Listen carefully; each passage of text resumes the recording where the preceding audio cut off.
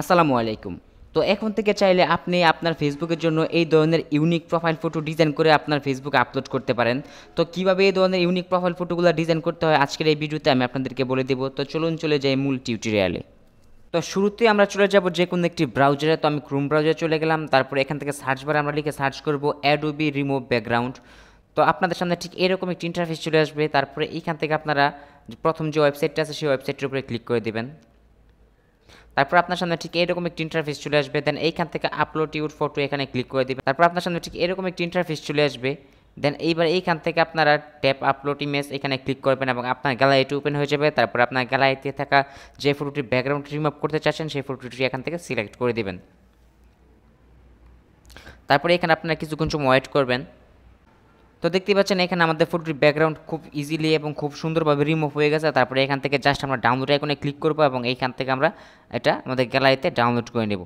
এইবার আমরা চলে যাব এই ভিডিওর ডিসক্রিপশন বক্সে। আর যারা ফেসবুক পেজ থেকে দেখতে পাচ্ছেন তারা চলে যাবেন ভিডিওর কমেন্ট বক্সে। তারপরে এইখান থেকে আপনারা পিএলপি ফাইলে একটি লিঙ্ক পেয়ে যাবেন। আপনারা এরকম একটি লিঙ্ক পেয়ে যাবেন, এই লিঙ্কের উপরে ক্লিক করে দিবেন। দেন আপনাদের সামনে ঠিক এরকম একটি ইন্টারফেস চলে আসবে। তারপরে এইখান থেকে আপনারা এই পিএলপি ফাইলটা আপনারা ডাউনলোড করে নেবেন। এইবার আপনারা পিক্সেল অ্যাপটি ওপেন করবেন। তারপর এখান থেকে থ্রি ডট অপশনে ক্লিক করবেন এবং এইখান থেকে পেয়ে যাবেন ওপেন ডট পিএলপি ফাইল। তো আপনারা এটাতে ক্লিক করে দিবেন। তারপরে এইখান থেকে ডট পিএলপি নামে একটি অপশন পেয়ে যাবেন, এটাতে ক্লিক করে দিবেন। তারপরে এইখান থেকে আপনারা ডাউনলোড করা পিএলপি ফাইলটি পেয়ে যাবেন, এই পিএলপি ফাইলের উপরে ক্লিক করে দিবেন। দেন এইখান থেকে ওপেন অ্যান্ড অ্যাড এটাতে ক্লিক করবেন। তারপরে এখান থেকে ব্যাক করবেন। তারপর দেখবেন আপনার সামনে ঠিক এইরকম একটি ইন্টারফেস চলে আসবে। দেন এইবার এইখান থেকে আপনারা এই লেয়ার আইকনে ক্লিক করবেন এবং এইখান থেকে দেখতে পাচ্ছেন সবগুলো লেয়ার লক করা আছে। তার আগে আমরা এখান থেকে এই প্লাস আইকনের উপরে ক্লিক করব। দেন এইখান থেকে ফ্রম গ্যালারি অপশনে ক্লিক করব এবং এইখান থেকে আমরা একটু আগে যে ফটোটির ব্যাকগ্রাউন্ড রিমুভ করেছিলাম সেই ফটো এখান থেকে সিলেক্ট করব। তারপরে এইখান থেকে আপনার প্রয়োজন মতো আপনি এটাকে ক্রপ করে নেবেন। তো আমরা এখান থেকে একটু ক্রপ করে নিলাম। দেন এইখানে চলে আসবো আমাদের ফটোটি। তারপরে এইখান থেকে আপনারা আপনাদের মতো করে এটাকে একটু বড় করে নেবেন। দেন এইখান থেকে লেয়ার অপশনে ক্লিক করবেন এবং এই ফটোটাকে আপনারা সবার লাস্টের দিকে নিয়ে আসবেন। তারপরে এখান থেকে আবার লেয়ার অপশনে ক্লিক করবেন।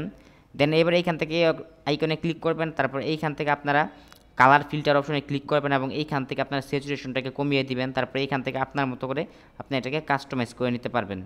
তারপরে এইখান থেকে এবার আপনার পছন্দ মতো এটা এখানে বসিয়ে দিবেন।